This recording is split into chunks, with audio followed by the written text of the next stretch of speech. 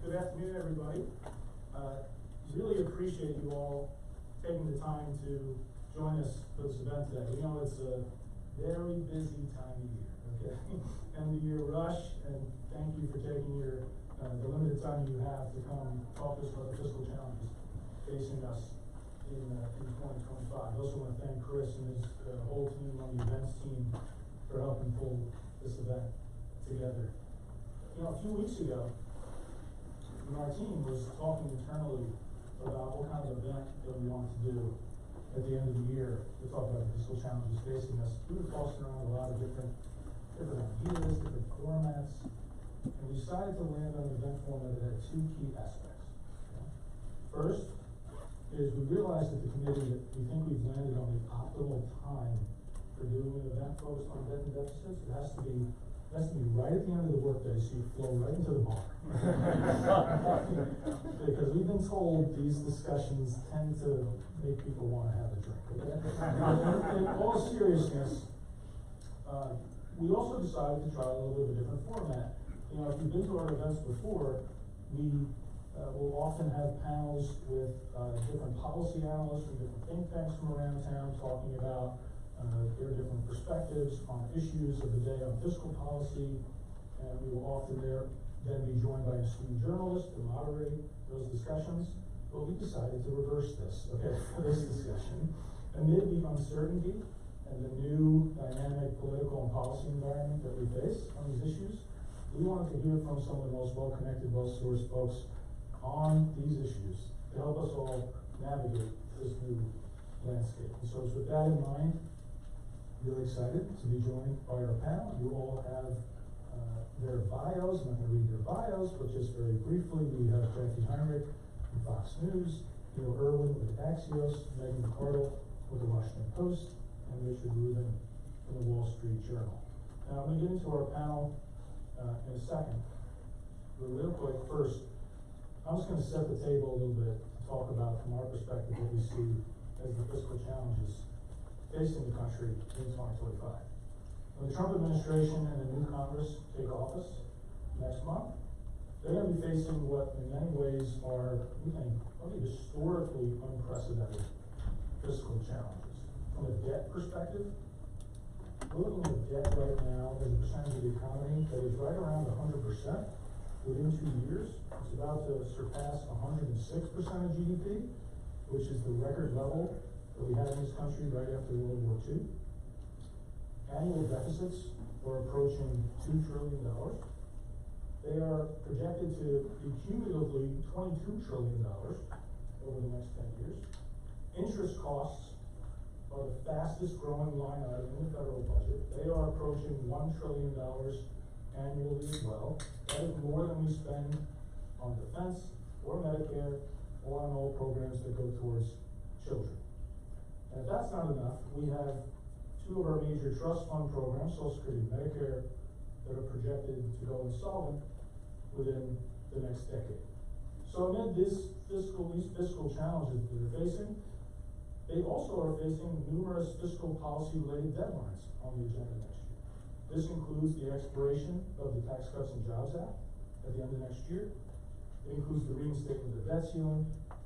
It also includes the expiration of discretionary spending caps that were put in place as part of the last debt ceiling deal as part of the Fiscal Responsibility Act, amid other issues and deadlines that are coming up. So with that optimistic backdrop, let's get into our panel. Just real quick on format, I'm going to ask each of our panelists an opening question, different question for each, just to get us going. Then I'll have more follow-up questions for all of you. I encourage you all to get in on them. And then we will take questions from you all. You should have cards on your chairs, just write them down. Our staff's coming around to take those, and we'll get to those as well. Okay, with that, Jacqui, I'm going to kick it off with you, okay? So Jacqui, you covered the White House, the campaign, closely. I'm hoping you can help us understand where we're headed from the White House perspective on these issues. When President Trump takes office, seems like he wants to hit the ground running on many things. I want to set aside tax cuts for a second, because that's obviously an part of this when we talk about it too. But what do you think their early priorities are gonna be? Are there things that don't require maybe Congress that have fiscal impact that you think will be part of that in the early administration? Well, I think there are certainly things that you can do with executive authority, but I know you want to force tax cuts. I don't know that you can. Because for a lot of the biggest objectives of the incoming administration, that includes the border, that includes deregulation, that includes expedited permitting to get energy production up, get costs down for Americans, and solve the immigration problem, drugs coming across the border. All of these big campaign promises, the most likely tool for that to happen is going to be budget reconciliation. And there's a live conversation happening right now on Capitol Hill about whether you include some of those bigger policy initiatives within the reconciliation package, because you want to make sure you extend the tax cuts, because if you don't, you're going to have the largest tax increase in American history happening under unified Republican control. But if you take away the incentive of the border, and you do reconciliation in multiple parts, say you get the border done first, which is what they want to do, then how much more difficult does it get to keep the whole spectrum of the Republican conference on the same page when you have deficit hawks battling it out with New York Republicans who want to increase the SALT cap? When you don't have the incentive of the border as part of that deal, reconciliation one, then it gets a little more dicey. So while there are things that can be done, I think there's an effort right now to determine what's the most likely path to be able to get all these Republicans to vote yes. Because if you don't achieve some of these things, you might lose Republican control in 26, and then Trump has really 2 years in office and not 4. Thank you, Jacqui. So Richard, to build on this one, we're going to dig in on the Tax Cuts and Jobs Act expiration question itself. Rich has been covering this issue since way back, right? In 2017, the first time around. We're only a year away from these tax cut expirations. Can you set the stage more a little bit for us on what's expiring, how much extension could cost, what you see as some of the obstacles and decisions, which obviously Jacqui started to touch on some of those. Yeah, so it's actually more from the Capitol, so it's good to be in a room where there's lots of space on the left and the right, and the center is full of them. I think this is going to be one of the big issues that dominates the Congress next year. You've got, in 2017, they used reconciliation. It's a good thing that we're having the tax hour after, because we drank every time we said reconciliation, it did not good. They used reconciliation then, and one key restriction of reconciliation is that it can't create deficits beyond the 10-year budget window. And so the way that Republicans at the time chose to deal with that is to make the corporate tax rate cut permanent and a couple other provisions permanent, and then to set the bulk of the individual tax cuts to expire after 8 years. And that was a gamble that, they might be back in power, which actually, as it turned out, happened. But even if they were, that a divided government or even a Democratic government would feel obligated to extend tax cuts to Americans who really used to the idea of the current tax levels and not want them to go up. And so I think that's, so that includes things like the individual tax rates being lower, the top rate at 37 instead of 39.6, the child tax credit being 2,000 instead of 1,000, that's roughly double standard deduction. All of those pieces go away at the end of 2025 if Congress does nothing. And Tax Foundation estimates that about 62% of households would see a tax increase if that happens. That is not an outcome they want to happen. And so we're in this period now where they're trying to sort of rough out the architecture of what this tax bill might look like, because you've got extending those, you've got deficit concerns on top of that, and then you've got, Jacqui mentioned the SALT cap is part of that expires as well, and you've got all of the additional ideas that the president-elect threw out during the campaign, no tax on tips, no tax on overtime, Social Security benefits. They're going to try to accommodate those in some way possible. And so you throw all that in the soup, you have at best a 220 to 215 House majority, at times as low as 217, 215. Good luck, right? And so it will be a really messy challenge with very, very slim margins next year. Richard, thank you. We'll get more into Tax Cuts and Jobs Act for sure. Neil, I'm going to go to you next. When the president took office in his first term, also with a GOP Congress, debt was 75% of GDP. 10-year Treasury yields were barely above 2%. Everyone thought inflation resurgence was impossible at that time. Now debt is as large as GDP as it is. Interest rates twice as high. We're still not sure if we've completely tamed inflation. And U.S. and global markets are obviously reacting to the election and the incoming administration, particularly the new details on tax and tariffs and these kinds of issues. How do you think this fiscal and economic environment that they face now will change the policy dynamic? What do you think it will mean for tax and fiscal policy discussions? So I would stretch the historical perspective even further. I think if you go back to 2000, since then we've had a recession, tax cuts in 01 and 03, Iraq war, fiscal stimulus in 09, financial crisis response, Trump tax cuts in 16, 17, and then all along there were warnings that, you're blowing up deficit. If you raise deficit this way, it's going to be bad. Interest rates are going to spike. There'll be inflation. It'll be bad. And it didn't happen. It was a free lunch through that period. And we can call it secular stagnation or whatever demographic or global factors you might want to identify. That's probably a conversation for a different day. But the reality is, if you were sitting there warning in 09 that Obama's stimulus is going to cause inflation or a spike in interest rates, you were dead wrong. Same with the Trump tax cuts in 17.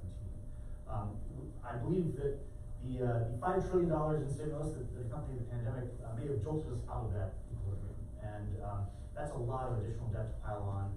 And there's pretty good evidence that we're back into the old world where more deficits, higher debt does translate into higher rates and more inflationary pressure. That's what we've been living through the last few years. And if that's true, it's just a different environment where there are actual trade-offs for increased debt. It's not a free lunch anymore. And there's some signs that the Trump administration, incoming administration, that people get that. You see that in Scott Bessent's 3-3-3 plan. He wants to cut the deficit to 3% of GDP, which would get us into primary surplus. Fulfill the goal of if you're in a hole, stop digging. It would achieve that even if it's not getting the deficit down to zero. You see that in the DOGE talk of $2 trillion in spending cuts. We talk about the plausibility of that, but just the directional goal of trying to cut spending is something that they might have talked about rhetorically in the first Trump administration, but didn't really act on. They put out these budgets that had pretty austere spending plans, but then when it came time to actually do the appropriation bills, it's kind of steady as she goes. Discretionary spending was up in nominal terms, basically unchanged as a share of GDP in the first Trump term. How that all shakes out, we will find in the years to come. Good, thank you, Neil. And DOGE is another one we're going to come back to. Megan, I'll go to you. So a lot of discussion amongst kind of budget hawks is obviously potential concern about more debt that could be added in the coming years. But as I said earlier, under current law, our debt's rising unsustainably, and Social Security and Medicare facing insolvency. It's also not just the budget hawks that are expressing concerns. Fed Chair Jerome Powell, Secretary Yellen, CEOs of JP Morgan, Bank of America, and CBO at IMF, many have been sounding the alarm recently on how unsustainable this is. Give us your take on where we are, what needs to be done to put us on a sustainable path, and frankly, just do you see a chance for progress in this? Well, my secret plan for taking care of this problem is that we should cut spending somewhat and also raise taxes. However, this is not a plan that polls well with the public. I mean, it polls well like an abstract. If you can tell people I'm going to cut spending on welfare cheats and foreign aid while raising taxes on two exceptionally mean billionaires, that plan with like 90% support, unfortunately, as anyone who's in this room probably knows, this is not where the money is. The money is in taxing the middle class. And so if we're going to raise taxes, it's not to say that like top rates can go up a little bit, but we're actually, especially in high tax states, I think close to the point where it's at least reasonable to worry that the infamous Laffer curve will actually start working. If you're a top taxpayer in California, you have a top marginal rate of about 50% at this point. And so you actually have to start thinking, am I getting to the point? Joshua Rao at Stanford argues that in fact for some high income taxpayers, California has already hit that point and that they are seeing people both pulling back their work effort and leaving the state, which is obviously fewer people are going to move out of the United States, but they will move between states, which for Democrats, who are usually the people proposing the higher taxes, is not a net positive move, right? I'm going to take them out of my rich blue states with the highest taxes and move them to some red state? I don't think so. So I think that it is hard already for a bunch of reasons that we've talked about. The interest rate environment's gotten worse. The Social Security and Medicare, which I've been writing my whole career about the Social Security and Medicare trust funds. And I remember 20 years ago, Paul Rubin responded to something I wrote, which was obviously an honor. And he was like, that's gonna happen in 2035, that's forever away. And I said, well, that probably sounds like forever away to you, but I'm gonna retire in 2035, so does not sound, it's fine if you get yours, but I have to take retirement right after that. But now it is upon us. But I also think that there's a political problem, which is having done this now for 20 years. I used to write that the parties were engaged in this giant game of chicken, where the way you win a game of chicken, right, is you pull the steering wheel off your car and throw it out the window. It signals the other guy that you cannot turn, so they have to do it. And that what the parties were doing was the metaphorical equivalent to that. Is what they were doing was attempting to lock in. Democrats wanted tax increases and no spending cuts, except maybe on random farm subsidies, and Republicans wanted tax cuts and no spending hikes, except maybe on 3 people that they liked in rural states. And the end result of that was that what each party was doing was trying to get as much of their agenda through and baked in so that status quo bias would protect it when the inevitable reckoning came. That you would do Obamacare and you would have all these budget gimmicks that would pretend to reduce the deficit, and the budget gimmicks would eventually go away, but Obamacare would still be there. And similarly with the tax cuts, you will find that you will use budget reconciliation and you'll get the tax cuts through, and then having made the most popular tax cuts temporary, while you make the corporate tax cuts permanent, you will then have status quo bias protecting your tax cuts. The thing is that I don't even think it's that organized at this point. I think that the parties themselves have become so weak that there is basically just a kind of learned helplessness where everyone is standing around just hoping that they are not holding the bag when the bill comes due. And they're not even thinking that strategically about protecting their priorities. They're literally just thinking about getting through the next 2 or 3 years, getting through the next election. And I'm not saying that there wasn't a lot of that 20 years ago, but there was more long-term thinking about priorities. There was more long-term strategy about what we want the government to look like in 20 years. And I think that both parties have kind of collapsed that, and they're just trying to get 2 minutes through the next 2 minutes. And that is actually making it much harder. So I cannot say that I have a lot of hope, especially because Trump is definitely not a policy guy. He's not a wonk, right? He's not going to do anything that does not hold well. He doesn't have any theory of any single thing that he would do that would be net unpopular and make people like him less, which is unusual for a president. Most of them at least have a few things they want to do, and this is definitely not it. So I don't know what happens, but I don't think it's going to be good. You gotta go back to your simple plan. Okay. We mentioned Doge before. Let's talk about this too. I didn't know Richard. I know reconciliation might have been one that we'd say often. I think Doge would be one we said pretty often too. So let's talk about Doge, and anyone who's getting on this, and Jacqui, will start with you, and others jump in. On the Doge effort, the Department of Government Efficiency. We hear a lot about that. I think in the outside of Washington, like that is the thing that is being talked about when it comes to anything budget related. Tell us about the administration, what you know they're thinking on this. Is this a kind of one-off on fiscal discipline, the beginning of a serious conversation? on fiscal responsibility of government? How do you see this? Well, I was actually hoping that you would ask someone else, because no one really knows right now. Maybe someone in this room has an idea. I think that, there's a lot of mystery surrounding Doge. The meetings that happened on the Hill this week with Elon Musk and Vivek Ramaswamy and members, I mean, the fact that they were having listening sessions on how to do it and what their ideas were, I think tell us kind of where things stand in concept. You know, it's hard to find someone who can't support the idea of cutting waste. You've even seen some Democrats jump on board and say that they want to be involved in that effort, but how they do it is very much still being worked out.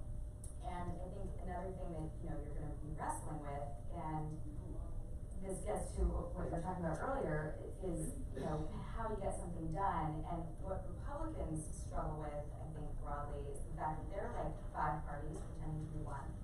Whereas Democrats really are very good at staying aligned and having, like, taking a top-down order and carrying it across the finish line. Republicans tend to be more open about their disagreements, and the challenge is going to be not getting them to vote yes, but trying to prevent them from voting no. And everyone's going to have their individual objectives that they want to bring to any conversation when it comes to passing a bill or making a decision. And because they're sort of spread across these 5 constituencies, particularly in the House, that gets harder when you've got a 1-seat margin, at least through spring. Yeah, yeah. You know, if you read, Elon and Vivek had this Wall Street Journal op-ed maybe 3 weeks ago, kind of laying out what they want to do. And I think if you read that carefully, you know, one thing you see is a bit of the one weird trick. You know, how to slash federal budget with this one weird trick. They're putting a lot of weight on empowerment, and this idea that they can identify a bunch of spending cuts and kind of ignore Congress, and the president can just unilaterally not spend that money, which is, you know, legally dubious, but they seem to be betting that the Supreme Court would go along and allow the president that power to basically ignore what Congress has passed. You know, that seems like the makings of a kind of constitutional crisis kind of situation between the branches of government, but they're talking about it pretty openly. I mean, I also think, I think actually Elon Musk is kind of a managerial mad genius, and that one of his specialties is doing less stuff less expensively. And he's really, if you read Walter Isaacson's biography of him, it's really impressive the way that he is just relentlessly focused on driving costs down, on making the processes more efficient. And I think that actually the government would benefit if it could have someone doing that. But I also think, from a fiscal perspective, this is ridiculous. We all know that where the money is, it's in stuff that they're not going to touch. It's in Social Security, it's in Medicare, it's in veterans benefits, it's in interest on national debt. Doge is not going to touch that.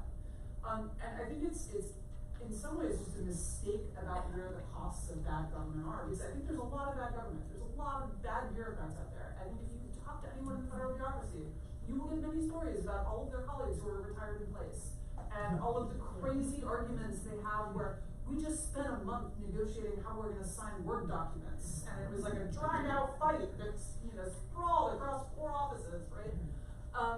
That is all crazy and would not be tolerated in the private sector. Some of it happens, but not to that extent. The bureaucracy is really dysfunctional. It is bad at hiring, it's bad at providing services. But where those costs, where that costs money, that's in the private sector. It's in the benefits that are provided badly. It's in the things that are done badly. It's in, to some extent, the cost overruns in contracts and so forth. But most of it is actually outside of the government. So the idea that you're going to save the government money by making bureaucracy more efficient is backwards. It would be good for the economy if you could make a bureaucracy more functional. But it's not going to reduce the budget to any appreciable degree.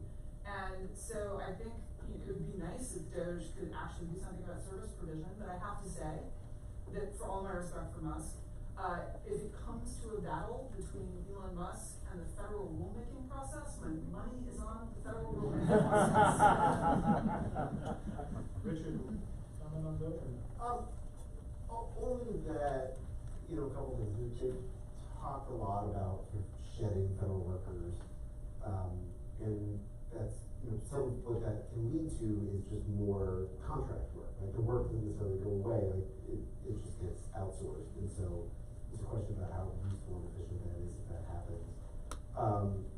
I think there's a case, part of the case they make, that the people who advocate this kind of thing make, is you've got to show some progress on these sorts of like smaller things to show some efficiency, show that they're, not like rationalizing the government, in order to like then tackle some of the big things. And you wouldn't go after people's, benefits without having gotten rid of the arguments over the more documents. And so you can make that case. I have no idea how well this is or isn't going to work, and what sort of pushback they'll get even from Republicans in Congress if Trump starts impounding things they like.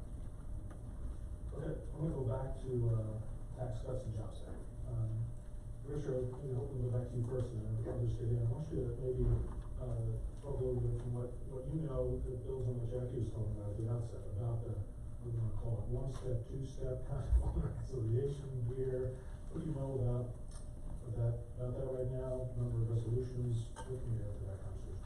Yeah, at the moment, the concept that has momentum is the one that's coming out of the Senate, which is a sort of focused reconciliation bill in the first part of the year. That's border, energy, defense on the spending side, probably some revenue from like opening up federal land to oil and gas exploration, roughly largely paid for. You've seen numbers reported out there from 60 to 120 million. I don't think they A, settled on that path, and B, settled on particular numbers and policies.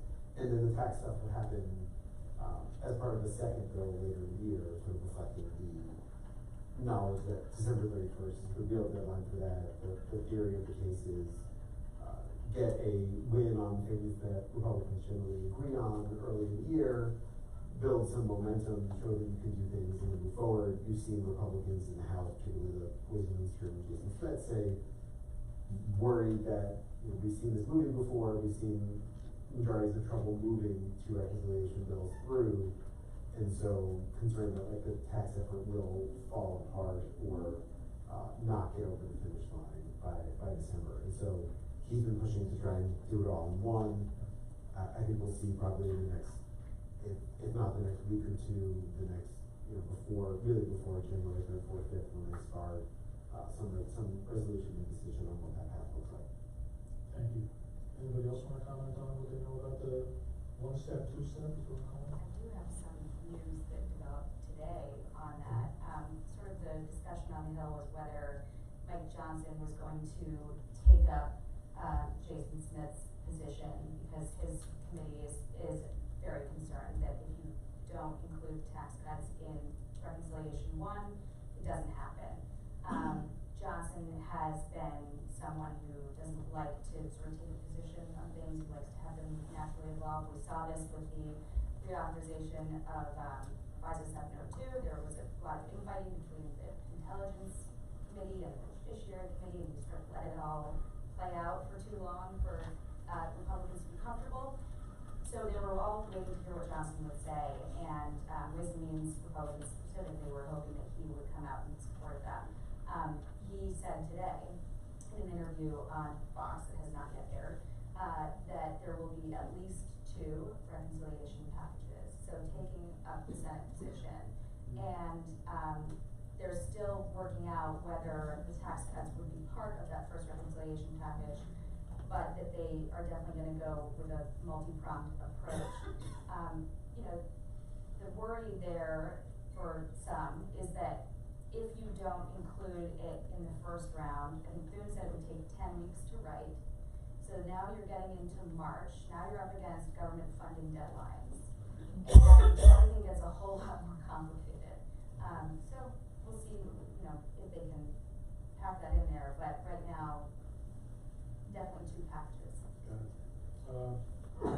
Stay on taxes. I think Richard was mentioning some of this before, but look, in addition to the extended of the TCJA, so over the course of the campaign, President Trump has put forward a bunch of other tax policies into the discussion.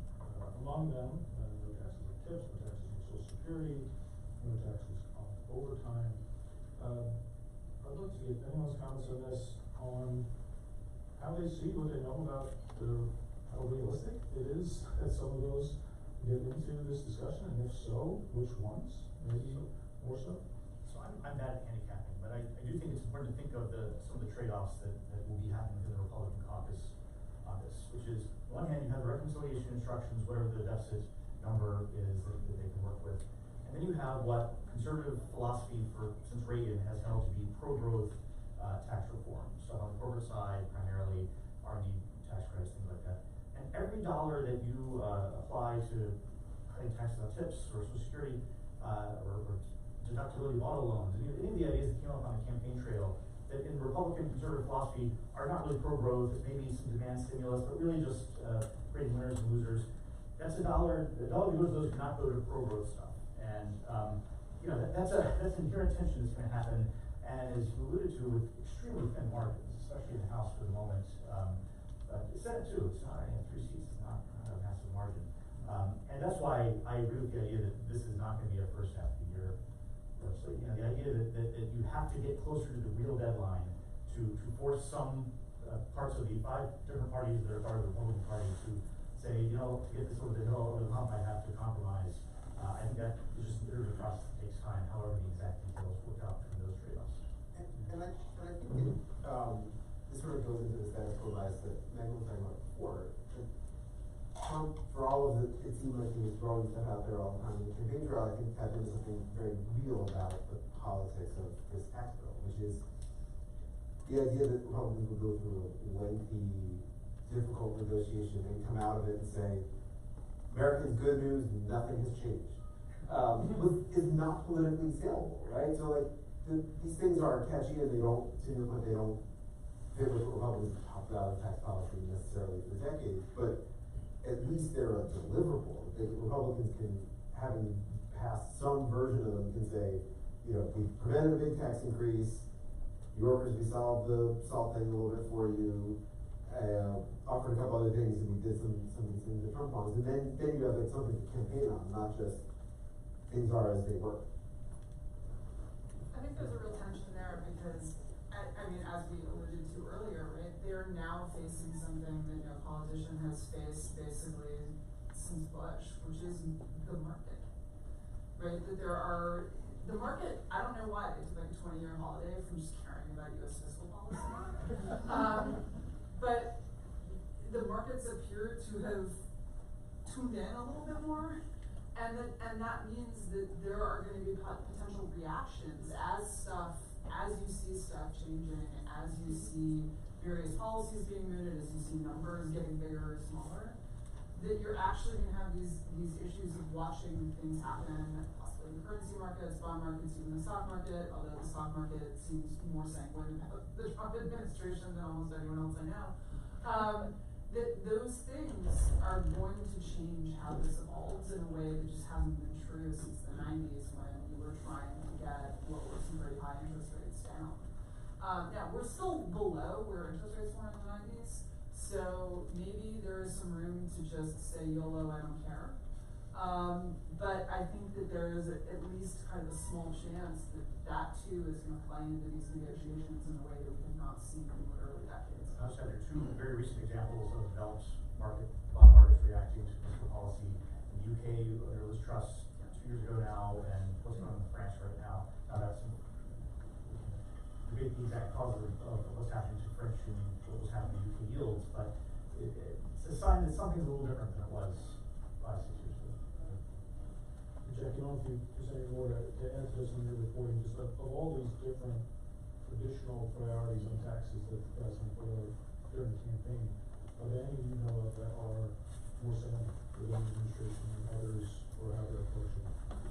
Well, you're starting to see voices sort of bubbling up through social media that are amplified by figures close to the administration about what are the priorities, and it really mirrors what the campaign promises were.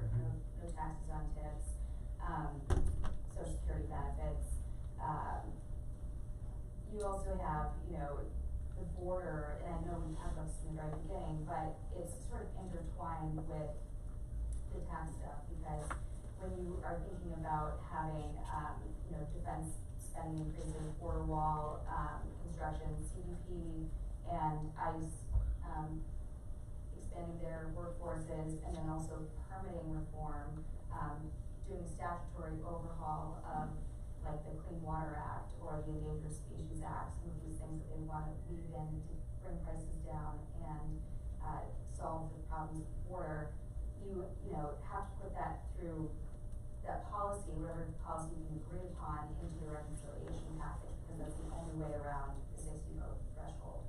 And when you're adding different policies to this, and then you have the issue of, I think CBO is doing, it's not dynamic scoring, it's static scoring.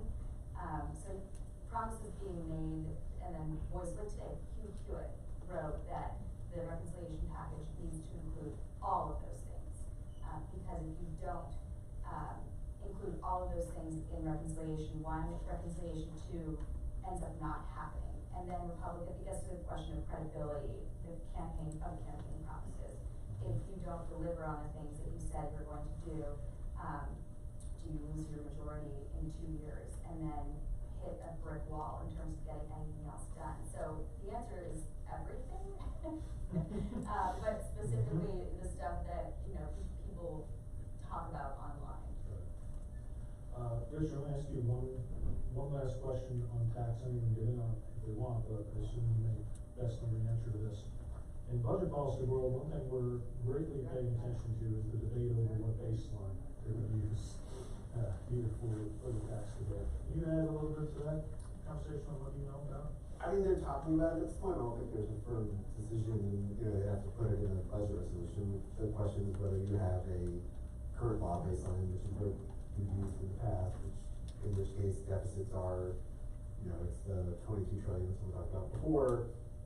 That's the forecast, or you switch to a current policy baseline and sort of like whoosh that 4 trillion to the other side, and then there's, changing the policy doesn't do anything, but then you've got already it's 26 trillion in additional deficits over the next decade that are baked in. So the end result is the same, thing. If you implement the same policies, you will get the same result in terms of deficits and the trajectory. I think this is a rhetorical debate at some level, because Republicans want to be able to say, look, we're just keeping taxes the same, we're not preventing a tax increase, we're not cutting taxes. Now, as I said before, if they had wanted to have a permanent tax cut in 2017 that didn't expire, they could have done that. They could have found another, revenue raising provision, spending cuts that went out into the future and made permanent policy and reconciliation. You can do that. They chose not to. This is where they are. Okay, I'm going to shift this to another topic, and I'm going to work in some questions folks have been hanging out here. I feel like this is one that's under talked about, but maybe that's for a reason. The debt ceiling, right? So the debt limit comes back, reinstated in January, actually. Probably lasts until the summer. Any of you want to jump in here based on what you're hearing on where that plays into fiscal policy debates next year? I'm sorry, we're just having traumatic flashbacks. Yes. I don't know the reason. I'm not very well. I'm speculating. In Trump 1.0, debt ceiling did not become this kind of key moment. There was a shutdown that wasn't debt ceiling, that was on spending bills. Could the president himself try and use the debt ceiling to force Doge cuts or something? The world's a complicated place, and you never know. But I wouldn't be surprised if it was like last time, where debt ceiling stops being the key flashpoint for these disputes. Yeah, I think that's right. Right, the debt ceiling is mostly a technique that you use against Democratic presidents. It's not something you use against certain guys, and it's not something. Where spending goals. Yeah, exactly. Where I think the only caveat I would offer is that the margins in the House are so slim that it really only takes a handful of House members to say, I will never raise the debt ceiling because I don't want the U.S. to have more debt, or I demand X, Y, Z thing, and you're in a messy negotiation with that person, or you're basically, they then have to go to Democrats to get votes, because they try not to do, but, you know, they can do if they need to. So that's another thing. There have been a handful of members who were like, almost entirely like, heck no, never debt ceiling increase, I ran on that, I won't do it. And so I would just watch that space for potential, messes. Jacqui, anything you? I think the tool that the administration is getting more comfortable using is primary threats against anyone who does not support what they want to get done. We're even seeing this right now with some of the Senate confirmation fights for these nominees. Joni Ernst, who was lukewarm at best on Pete Hegseth for defense secretary, suddenly is saying he deserves to have a hearing. He deserves to have his agenda laid out in a fair conference, and that I know from my sourcing was a direct, result of conversations from Trump's emissaries about not wanting to let the Republicans in the Senate sort of pocket veto any idea that they can't get behind and hamstring its ability to get things across, because you need to have, you've got such tight margins that there really is no time to entertain anybody's, sort of personal sticking points, and they will exercise that primary threat against members who don't usually face primaries. That's a very scary thing for someone who's never been primaried before. See if it, works out. I don't think historically Trump has been very successful at running primary candidates against incumbents, but the threat is certainly there, and they're getting used to using it more often. Yeah, the game theory is really interesting because he hasn't been all that successful at it, but on the other hand, he just won the election with a more commanding majority than he did last time. So I think if I were in that position, I would have to ask myself, has his mojo improved? On the other hand, he's a lame duck already, which is also a dynamic we have not seen in a long time. And how does that play into all of this? He's 82 years old when he leaves. How worried are you that he's going to be, sort of impacting your long-term career? I think you see fans get heavily involved in that because you want to make sure that MAGA transcends any Trump administration. I mean, it's sort of like a living being of its own. And so totally fair. On the other hand, Vance has been known to change his mind about things. Including that. Okay, I'll work in a few questions from the audience in the time we have left. One's on tariffs. We haven't really talked about that much yet. How are tariffs playing into the whole fiscal policy conversation? Obviously, a very active conversation within the administration, but are they viable as an offset? What are all your reads on how tariffs plays in the effect of the There's a fascinating tension on, you hear from different members of the Trump incoming administration on, are tariffs a major revenue source that allow you to cut other taxes and reduce the deficit, or are they a negotiating tactic and a tool, a cudgel that you use against international rivals? And it's hard to have it both ways, right? If you're counting on this revenue, you can't say, okay, if you do what we want, we're going to take this tariff off of you. But that's one of a lot of kind of internal contradictions of Trump policy that has to get resolved one way or the other. But I'm not sure. I think it truly is the case that Essence versus Lucknick versus the incoming USTR, they just have different views on this stuff.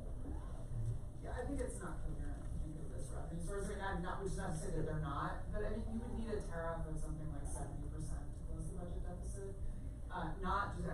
Forget paying for his new spending, right? And of course, at that point, so he wants to spend $1 trillion a year. Our trade is somewhere in the $3 trillion range. So you need like a 30% tariff to pay for the spending he wants to do. And the problem with that is, of course, if you slap a 30% tariff on everything, and it's totally across the board, then then people stop buying so much stuff abroad, your revenue starts falling, you need to raise the tariff, your revenue falls further. I just don't think that anyone can plausibly think that this is going to be a major revenue contributor, especially because, quite apart from wanting to use it as a lever to do deals and so forth, the thing that you will run into, which Trump ran into in his first term, is that a lot of what we import are inputs to our manufacturing. And so if you view this, there's a third way to view this, the way that we're going to revise drive our manufacturing sector, and it's gonna be big, beautiful jobs. But if the cost of all the parts went up, then the cost of the cars go up, and consumers get super unhappy, as we have seen car prices really, really impact consumer sentiment and voter sentiment. And they call their representatives, and the representatives get upset, and Donald Trump gets upset. I just think there is, as a strategic thing, maybe it works, but as a revenue raiser, it is just not gonna fly long term. It's got kind of a problem with all Peruvian taxes. You tax cigarettes, booze, energy emissions, CO2 emissions. Like, the goal is to reduce the thing that you're taxing, but if you succeed at that, the revenue goes away or diminishes over time.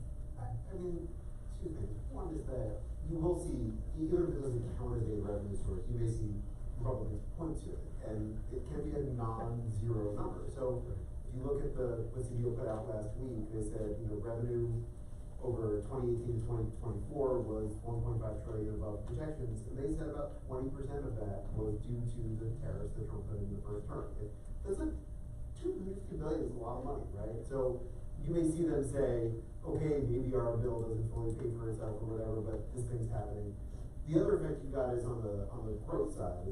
Tariffs are, if Republicans are really trying to drive for things that will increase GDP, the things they do on the Hill to do that are going to be counteracted by the tariffs. And they don't want to say that very loudly because they are mostly leaving the tariff policy in Trump's hands, but they're very aware of that dynamic.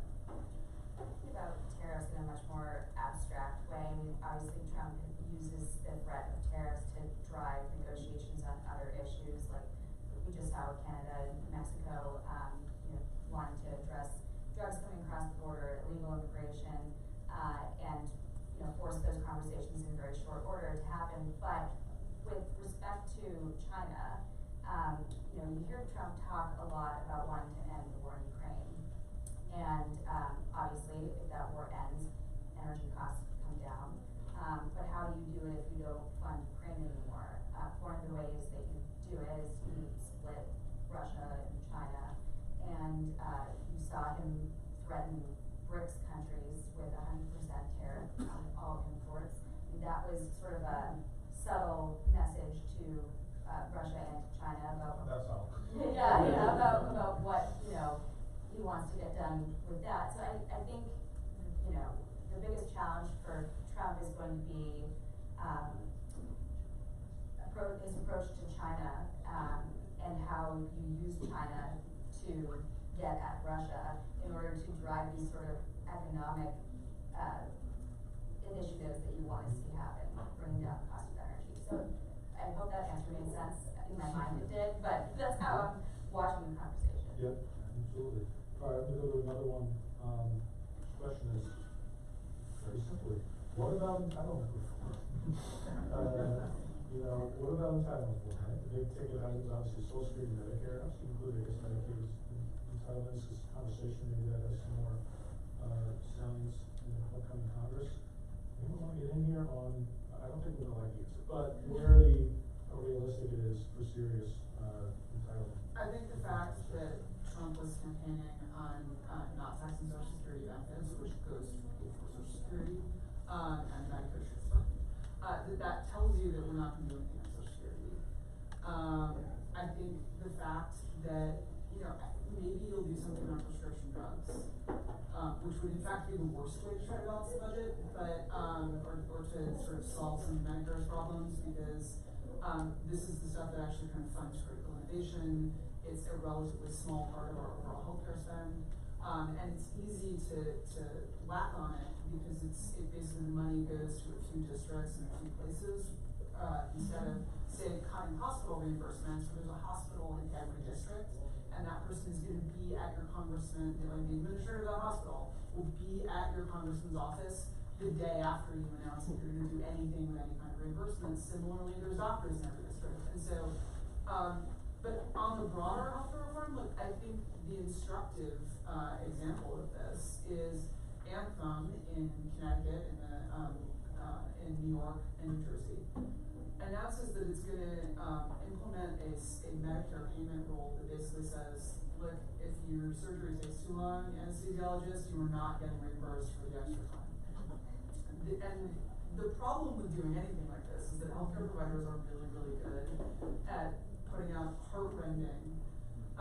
The 1199 in New York, which is the healthcare workers, hospital workers unions, used to be famous. They would run this ad where there's a mother running through the snow and she's got her baby cradled in her arms and she's crying and she gets to the emergency room door and it's padlocked shut. And so that kind of reform, right, they've been trying to do it for decades. Obamacare was supposed to have all of these provider reforms, and the way they try to do it is by making them opaque so that the providers can't tell their payments are being cut. And the problem with this is that the providers care more about paying their mortgage than you care about saving money. And they will get busy because the system is opaque and complex. They will get busy figuring out how to game it so that they keep making the same amount of money. So what happened with Anthem, this happened right after the United Healthcare CEO was shot, is that the anesthesiologists put out this message about how they were trying to just like cut off the anesthesiologist and your anesthesia and get surgery, so they just have to keep carving on you while you're awake. And everyone, and then all these progressive lefty accounts who want universal health care, who want it to cost less, who complain about all this, all immediately got busy complaining to the anesthesiologists. Median income, $430,000 a year, we're getting their reimbursements cut. And I think that you know, those are the two big entitlement programs, and the fundamental reality is that we are not politically prepared to do what it takes to cut either of those programs. So I can't say I'll have a lot of them. Anybody else on this? I don't think it's happening. I mean, frankly, I mean, remember when Rick Scott put out a proposal that would, you know, address Social Security, Medicare, and then the Democrats tried to stick that to every single Republican lawmaker, and they didn't like that. And then Biden, you know, in his State of the Union address, famously like made a deal on the floor that they, you know, Republicans weren't going to touch Social Security, Medicare. A lot of what Republicans were frustrated with in this election was the Democrat lies.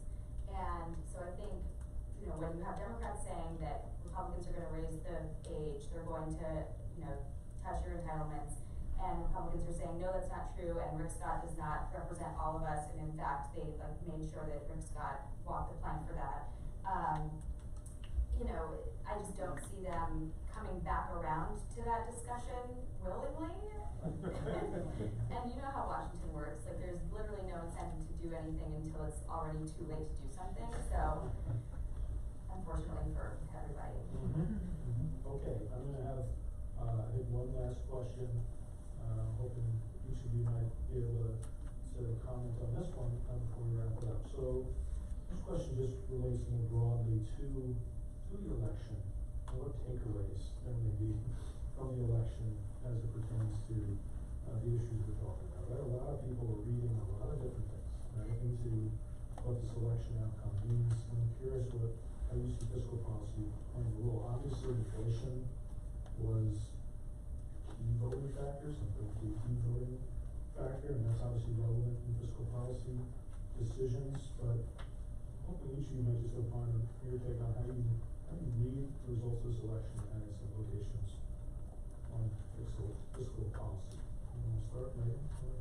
Or we'll start with you. Yeah, I mean, we had a WSJ poll from the summer, and I don't remember the exact numbers of it, but it was basically, it tested the removing taxes on Social Security benefits, and it was like 83% positive. And then they did sort of follow-up question, which is, okay, well, what if that, you know, increases the deficit, and it was still like 68% positive. And so what I think is that people don't like to pay taxes, people would like tax cuts, people would like their benefits. Like, voters don't, and it's understandable, like voters don't want to wrestle with the big picture trade-offs. They like things, and they are feeling pinched by the recent inflation and are not in a need to give back in, you know, whether it's benefit programs or taxes that they have, think they earned or entitled to, or whatever phrase you want to use for it. So I think that's the message I take, is that, you know, big populist-ish sounding ideas did really well, and that's, you know, can be at odds with the bigger market trends and deficit picture in the long run, but, you know, voters had a vibe, and that's what it was. I'm haunted by a poll, something that someone from YouGov once told me, which is that they did a poll where they did the classic, should we raise taxes, should we cut spending, et cetera, and they asked people on what, these categories of spending, these taxes, and what people said was, three things. You must not increase the deficit. In fact, you should reduce it. You must not raise taxes on anyone except billionaires. And you must not cut spending on anything except foreign aid. And we all know this result. What was fascinating was they then went back and said, here are the numbers, right? I want you to look at the numbers and see where, and the people polled came back and said, you must not raise the deficit. In fact, you should decrease it. You must not raise taxes on anyone except billionaires, and you must not cut spending on anything except foreign aid. People are just irrational. I remember my mother, who raised me and knows me to be a basically honest person, got really mad at me and would not believe me when I told her that there was no cheap and easy way just to provide universal health care to everyone. Which is not to say you couldn't do that, but it was going to be really expensive, right? That she just flatly refused. Everyone wants to believe that there must be some easy way that does not personally cost them. And I think, the way this cashes out, look at our last election. Per a late report from the Committee for Responsible Federal Budget, we had a race between someone who wanted to increase the deficit by $4 trillion and someone who wanted to increase it by $8 trillion. And that was the fight we were having. And I think that we are going to keep having that fight until markets decide that they've had enough of it. And I don't know when that will be, but I don't think it's going to be good when it happens. I will be brief with corollary to what Rich and Megan said. The thing I learned in this election is people really don't like inflation. Second, they really don't like any of the policy measures that might combat inflation. They hate the inflation we had in 21-22. They don't believe that just because prices are rising more slowly that it's gone. And they hate higher interest rates to deal with it. I guarantee if somebody proposed tax increases to try and de-stimulate the economy, they would have hated that too.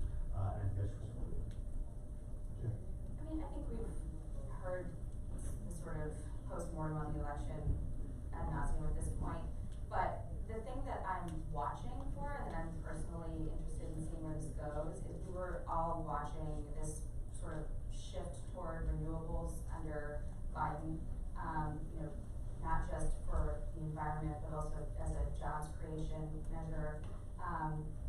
With Trump and with Republicans, you're seeing much less of that. Obviously, I want to get back to the drill, baby drill, and oil and gas as a way to bring costs down. But with respect to an opening that might provide to China, if we, as a country, take our foot off the gas on renewables, does Trump respond to that threat in a different way than we might expect? I've been trying to work my Republican sources to figure out what's going to happen when you have someone like Elon Musk in such a close relationship with Trump, even Tesla. But it's sort of unclear to me where all of this is going beyond the immediate priority of just increasing domestic energy production. Great, okay, we're going to leave it there. Now, I told you that you might need me to drill. So, before we wrap it up, just a reminder, we're going to have a reception right next door through those doors. So hopefully you'll join us there. But first, everyone please join me in thanking